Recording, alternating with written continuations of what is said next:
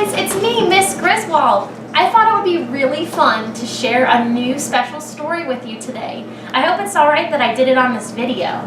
Well, one big thing that I think is really cool about this story and the birthday story we read the other day is that they both are about pets. So I wanted to introduce you to a few special pets in my life before we read this story, okay? Alright, I want you to meet Knuckles right here. Say hi, Knuckles. Say hi to my class. Look at my class. They think you're really cute. And this is Sonic. Sonic, say hi to my class. Class, don't you think they're really cute? I thought you would like to meet them before I read this special story. All right, this is the story Sparky. It's by Jenny O'Phil and Chris Applehouse. Now this story is about a special pet, but it's not like a typical pet like a dog or a cat. This story is about a sloth, and I can't wait to share it with you. All right, here we go. Sparky, the Amazing Sloth Show. I wanted a pet, a bird or a bunny or a trained seal. Do you see all those different animals in this picture? My mother said no to the bird, no to the bunny, no, no, no to the trained seal. I asked her every day for a month until she finally said, "You can have any pet you want as long as it doesn't need to be walked or bathed or fed." I made her promise. Oh, I wonder what kind of pet she's gonna get. Then I went to see the school librarian. That's a great place to go to look for more information. Mrs. Kinklebaum, who knows everything in the world, pointed me to Volume S of the Animal Encyclopedia. This is what I found. A sloth. Sloths have been known to sleep more than 16 hours a day. They sometimes hang upside down in trees, barely moving for long periods of time. They survive by eating leaves and drinking the dew that collects in them. It is said that sloths are the laziest animals in the world. Wow, that was really interesting learning about a sloth from an encyclopedia. That must be real, true information. I wonder what she's going to do next with that piece of information. My sloth arrived by express mail. Do you see how the sloth does not fit in that package there? He was about the size of a medium-ish dog with a flat nose and a monkey face. My mother wasn't happy, but a promise is a promise, I said.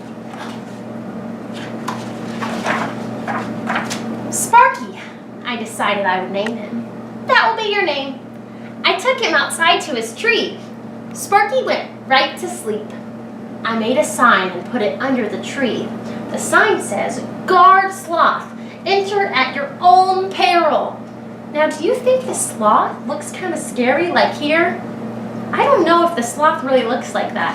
That's something to think about. Something I'm going to picture in my mind as I'm reading the rest of the story. It was 2 days. There's the nighttime and it even rained. Before I saw him awake. Man, that sloth must love to sleep. That makes me think. This sloth must be a living thing because it needs its shelter. I wonder if she's feeding it as well. I'll have to wait and see.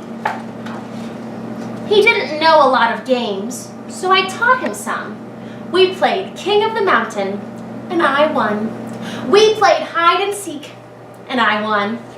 Do you think Sloth is very interested in these games? Look, he hasn't moved at all. We played Kung Fu Fighter, and I won. We played Statue and Sparky was very, very good. He must be good at that. That weekend, Mary Potts, my friend, came over to investigate. Let me show you what Mary Potts is like. This is a picture of her room. Now, friends, I want you to look and see. Is this a real picture or is it an illustration? Do you think she drew this picture? I think so too. Before she even took off her coat, Mary said, "Let me see your new pet." I had some worries, but I took her out to Sparky's tree. That must be his shelter or his habitat. He opened his eyes and looked at us. Then he closed them again. I rubbed his belly, but it was too late. We stood there for a while, watching him sleep. his fur ruffled gently in the breeze. "I feel sorry for you," said Mary. "My cat can dance on her hind legs, and my parrot knows 20 words, including God and ice cream." "Sparky knows tricks too," I told her. But she didn't believe me. The next day, I made a poster and nailed it to the tree outside Mary Potts' home. The poster says, "Trained Sloth Extravaganza." That's a new word. I wonder what it means. "Countless tricks to mystify you, just 7 days away." Oh, it sounds like a show or some kind of party. All week we trained in secret. Sometimes Sparky slept through practice and I had to poke him awake. Sometimes he forgot what he was doing and we had to start over. Sometimes he took so long to fetch that I went inside and had dinner while I waited. I was starting to think the poster had been a mistake, but a promise is a promise. On the day of the Trained Sloth Extravaganza, my mother set up lawn chairs. 3 people came to see Sparky perform. My mother, Mary Potts, and Mrs. Edwin, the crossing guard. Mrs. Edwin approved of Sparky because he never ran in the street. "Do I look like a ringmaster?" I asked my mother. "You look very interesting," she told me. Interesting. Do you see the silly hat that she's wearing? Would you wear that hat at an extravaganza? I put a little glitter on Sparky just before the curtain went up.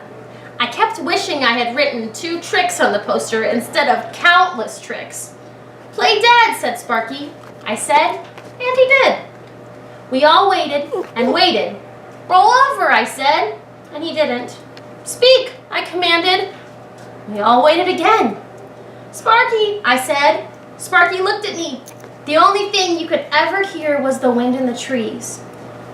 "He has a very pretty coat, doesn't he?" Mrs. Edwin said finally. "You can't just invent a brand new pet like that," Mary told me. "A pet no one's ever had." My mother came out with lemonade and cookies, but everyone said they had to be going. Sparky and I watched them. Then my mother made me put the chairs away. Afterward, I gave Sparky a cookie, but he ate it so slowly that I took it back again. It was getting dark out. I looked at him, and he looked at me. You could hear all the neighborhood dogs barking. I reached over and tagged him on his claw.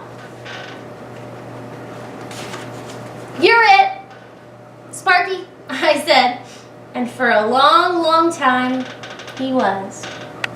The end. Now, friends, I really hope you enjoyed that story. I hope you're excited for the next part of our lesson where we're going to practice retelling this story so that we can remember the details. All right, guys, I'll see you in class. Bye-bye.